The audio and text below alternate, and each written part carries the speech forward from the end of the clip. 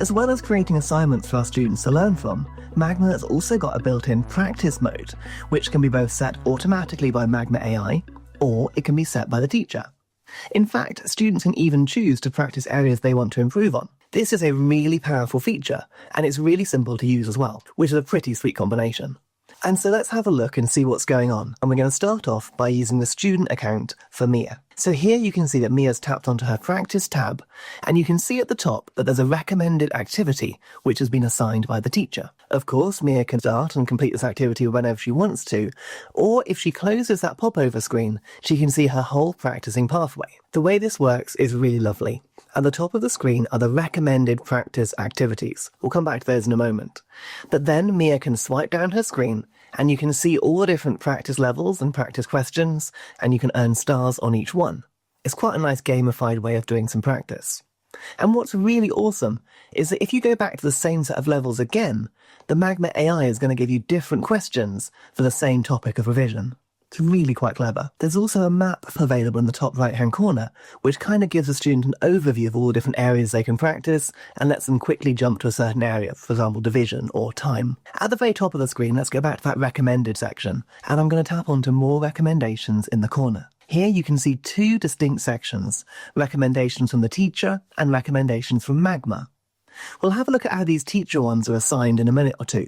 But the Magma ones are intelligently chosen based on the questions that the student is getting wrong, or perhaps the ones that they're struggling with more than others. And just like before, the student can tap onto any of these and get started straight away with some practice. And when they do choose a topic to practice, loads of these have got built-in tutorial videos to give that student a helping hand to guide them in the right direction when they're learning. Okay.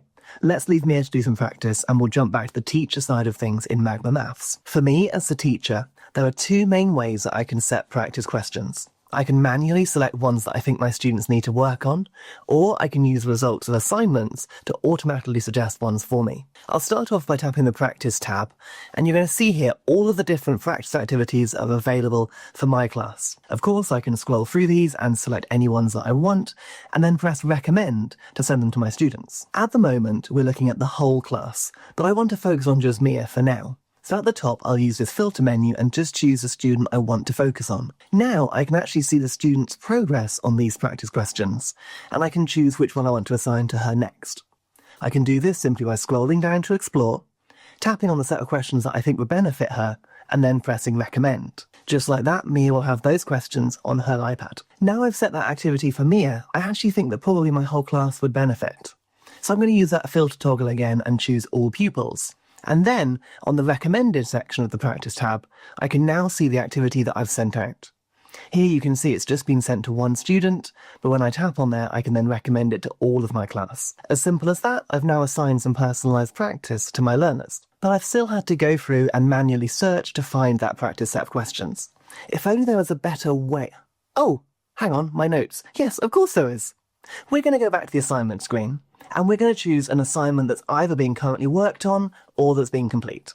I'm going to go into Archive and use this End of Unit assessment. When you tap onto here, you're simply going to press the Skills tab at the top. And don't worry, we'll come back to this in a future video because there's tons to unpack here. On this screen, Magma is going to look at which questions my students have been struggling with, and it's going to intelligently recommend certain practice activities to help support my learners. When I tap on Recommend All in the corner, it's then going to decide what activities should go to which students, and it's going to deploy them for me. That then means that every learner has got their own personalised support package of practice questions that they can work through when they finish assignments in class or when they've got a little bit of free time. And now when I go back to my practice tab in Magma as the teacher, I can see all of the different activities that have been assigned to my class. I've only had one student complete this assignment, so I've only assigned things to Mia. But if you have a whole class, it will automatically assign practice activities to any student who got below 50% in a certain skill. And then I can tap onto any of these practice cards, go onto my student, and I can see the answers that student have submitted.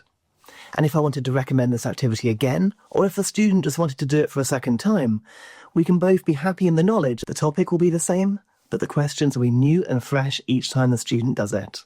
Meaning they can really support their learning, they can build those skills, and the next time they have an assignment, they'll smash it. And that's it for now. I'll see you next time, and we'll explore some more of the clever features in Magma Maths.